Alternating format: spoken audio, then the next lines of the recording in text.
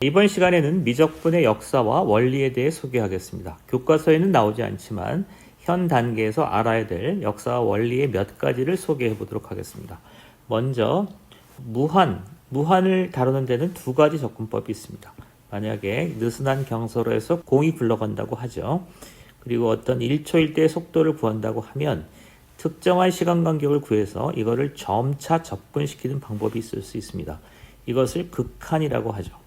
반면에 이 점에서 무슨 일이 일어난다고 보고 이 점에 주목하는 방식이 있습니다. 이거를 무한소 접근법이라고 합니다. 무한소를 상징하는 기호 중에 하나가 dx입니다.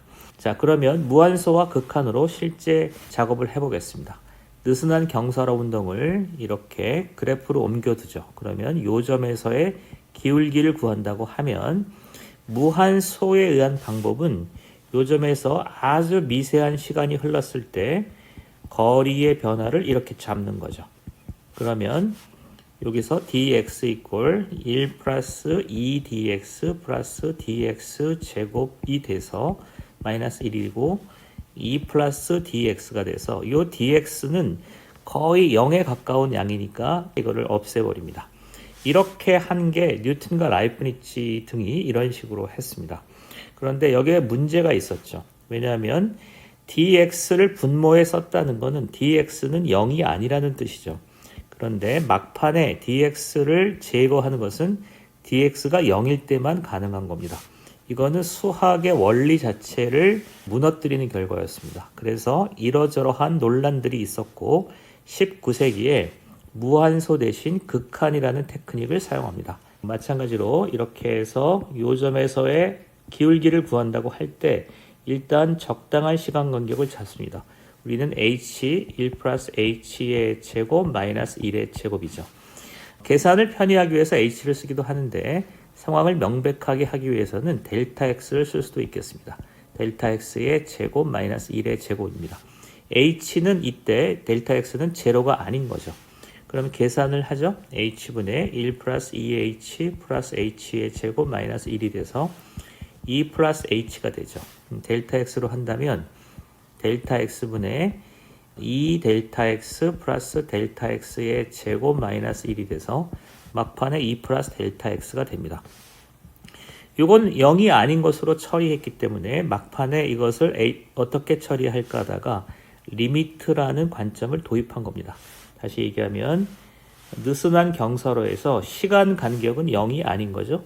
이거를 자꾸 좁히면 이게 0으로까지 좁히는 거죠. 그래서 리미트라는 새로운 개념을 도입함으로 인해서 무한소가 하고 있었던 형식 논리적인 모순들을 제거한 겁니다.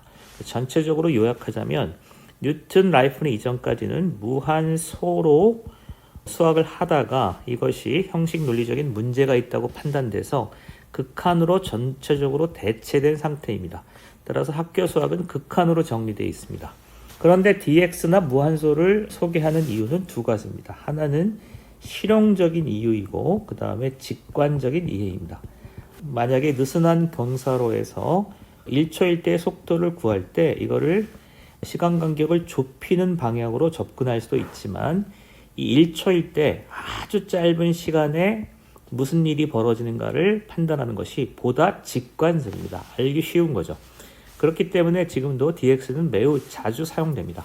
그 다음에 실용적인 이유인데 이거는 그냥 보기만 하십시오. y 이퀄 x 제곱에서 얘를 미분하면 2x가 되기도 하지만 고등학교 대학 수학에서는 이런 식의 표기를 많이 봅니다. dx, dy는 2x가 되고 심지어 dy는 2x, dx가 되고 이 y가 x제곱이니까 dx제곱은 2x, dx가 됩니다. 미적분은 뒤로 가면 매우 방대해집니다. 방대해질 때 직관적인 이런 표기가 dx 표기가 매우 효율적입니다. 그리고 그러한 직관적이고 실용적인 이유 때문에 dx는 매우 많이 남아있기 때문에 dx를 극한과 더불어 무한소 접근법을 알아두시는 게 좋을 것 같습니다. 이상 마치겠습니다.